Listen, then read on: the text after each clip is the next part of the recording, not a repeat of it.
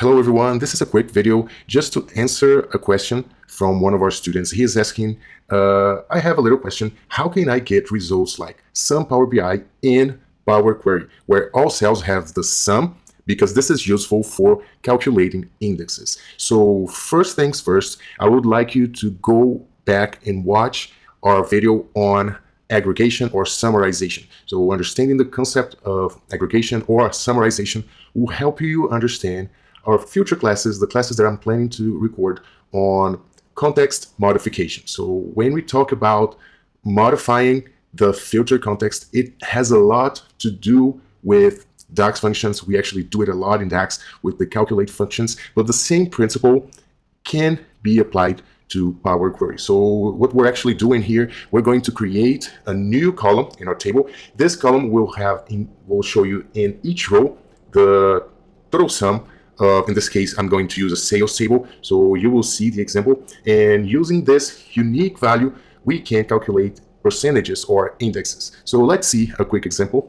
Okay, so this is the table we are going to use. In the first column, we have the products ID, the products that have been sold. In the second column, it's going to be the product names and the total sales for each product in a certain period, a certain day or week or month or whatever. So what we want to do here, we want to create a new calculated column, and this new calculated column is supposed to bring me the total throughout this entire column, the total sales through all of the products, and this total is going to appear in each row. And I'm going to use this new column so I can divide each sales from each product, of course, from each row, and I can divide each sales total by the overall total that's going to be here on the new column. And that's going to be very easy. And calculating this division, I can calculate the percentage each product represents in the overall total sales. And let's do it using the add column. Of course, I want to add a new column, so I'm going to use the add column tab, and then it's going to be a custom column, and I'm going to call this custom column total. Of course, this is the total sales for this entire column, and I'm going to use this function. This is an M function. This is going to be the List.Sum function.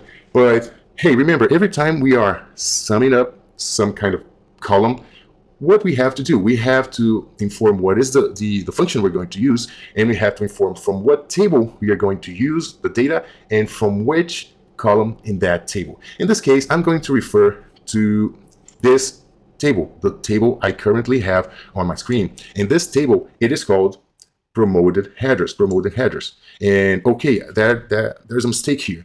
Before I can move on, since I'm calculating sum, to calculate a sum, of course, I need to work on numbers. And at this point, my sales column, it is text. You can see this ABC here. So actually I have to turn it into, say, decimal numbers. And okay, now it's numbers. Now I can proceed. And again, add columns, custom columns. I'm going to call it total. And now I'm going to use the same function list.sum.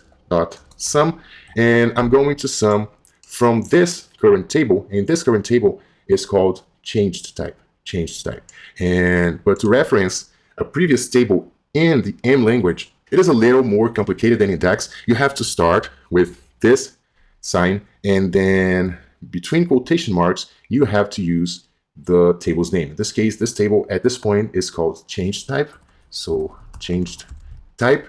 And to have access to the columns in that table, I will open brackets and select, in this case, I need the sales table. Close bracket, close parenthesis, and there you go. This is a little more complicated than what we studied in the Power Query Foundations course, because we are now working with the M language and M functions, and this is all going to be more clear and easier when we explore it in a systematic way in our advanced course, advanced DAX, advanced Power Query course in M language that I am planning for the future. Okay, but this is the first way I'm showing you, and there's another way that's going to be easier than this one. But if you just follow this idea, list sum, and reference the current table, which is this one, change type, and select, in this case, sale is the numeric column that I'm going to sum, and there you go. Okay, and now I have the total in each of the rows.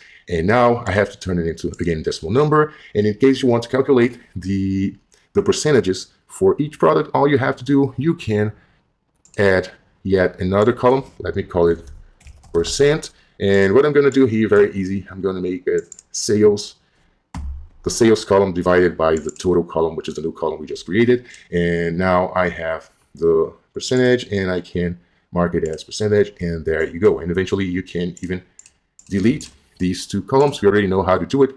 We've already studied that, and there you go. You have the relative sales for each product and compared to the total, the global overall sales. Hey, a lot of people learn from my videos, but end up forgetting to like and subscribe to the channel. Hitting that like button, subscribing, and leaving a comment really helps YouTube recommend this content to more people, and it lets me know what's working for you.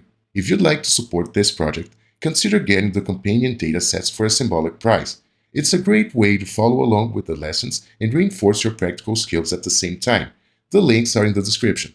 And let me know in the comments what topics you'd like to see next. I'm always open to new ideas. And there's another way, there's an easier way to do it. Let me duplicate this. Well, actually, I'm not duplicating it. I'm going to delete the second one, and I will just use this first one. I'm going to remove my last steps and start over. Okay, so this is the same table as it was in the beginning, and I'm going to do it differently. Now let's duplicate this duplication is not for the new example. This duplication is because I'm going to use the sum from this duplicated table, and I'm going to merge it here into this original table. So let's just duplicate this table, and now I'm going to call it total. No, I'm going to call it new table. Okay, you can call it whatever you want. I'm going to call it new table, and I'm going to click the column of my interest, which is the sales column, and this is the one I want to sum up. And I'm going to the transform tab, and I need to sum it all up. And in this button, statistics, I'm going to click sum, and there you go. Now I have a scalar value. We already know what that scalar value is from our foundation course in Power Query. And okay, I have this number, and this is the total that I calculated in the previous example. Only this time it's much easier to calculate.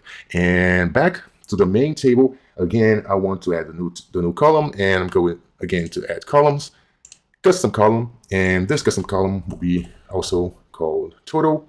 But now all I have to do, I have to call this new table, which is the scalar value, which is our total. I'm going to call new table. That's it. Okay, and there you go. And you can go from here and calculate your percentage. Or much easier, you could do both the total and the percentage in the same step. You could edit this new calculated column and call it percent.